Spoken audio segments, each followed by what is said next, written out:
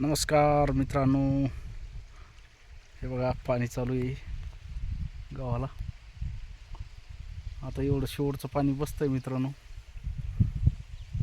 हे पण पाणी संपलं म्हणजे आपल्या विहिरीचं पाणी कमी झालं. एक 10 ते 15 मिनटंच 15-20 मिनटं चालते समजा. तर हे मित्राकडून पाणी घेतलं आणि बघा इकडं घास आहे, घास पण भिजवला. आणि उन्हाचं प्रमाण खूप वाढलं मित्रांनो, त्याच्यामुळं पाण्याचं प्रमाण पण खूप कमी झालं. आता एवढ्या पाण्यामध्ये आपला फायनली गहू येतोय. हे बघू शकता तुम्ही, चांगले ओंब्या भरलेले आहे, ओंब्याटच भरलेले आहे. आता काही टेन्शन नाही समजा.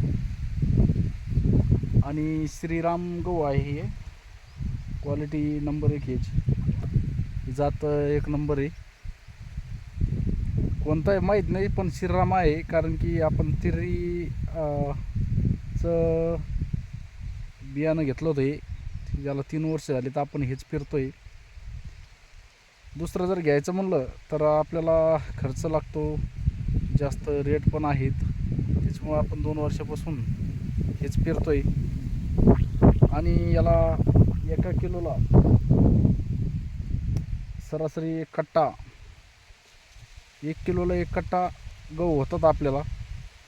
बाकी ज्यांच्या शेतामध्ये जसं असेल तसं होतं आहे. त्याला शेतामध्ये पण फरक असतो, रानाचा फरक असतो, पाण्याचा फरक असतो. याला 7 ते 8 पाणी लागतात सर्व. पूर्ण पाणी जर म्हणलं तर 8 पाणी या गव्हाला लागत आहेत. पाणी भरपूर लागतं आहे. आणि हवा पण सुटली आज, आता वारं सुटलेलं आहे. वाऱ्यामुळं पाणी कमी होतं आहे. दिवसेंदिवस आता पाणी कमी होणारच आहे. ऊन वाढलेलं आहे, उन्हाचं प्रमाण फार खूप वाढलेलं आहे. तर असं चालू आहे आपलं काम. हे बघा, आता 5 वाजेपर्यंत लाईट आहे, तोपर्यंत पाणी देऊन घ्यायचं. 5 वाजेपर्यंत होईल बहुतेक. आता इकडले 4 1 2 3 दांडं इकडले राहिले आणि 3 पलीकडले, असे 6 राहिलेले आहेत.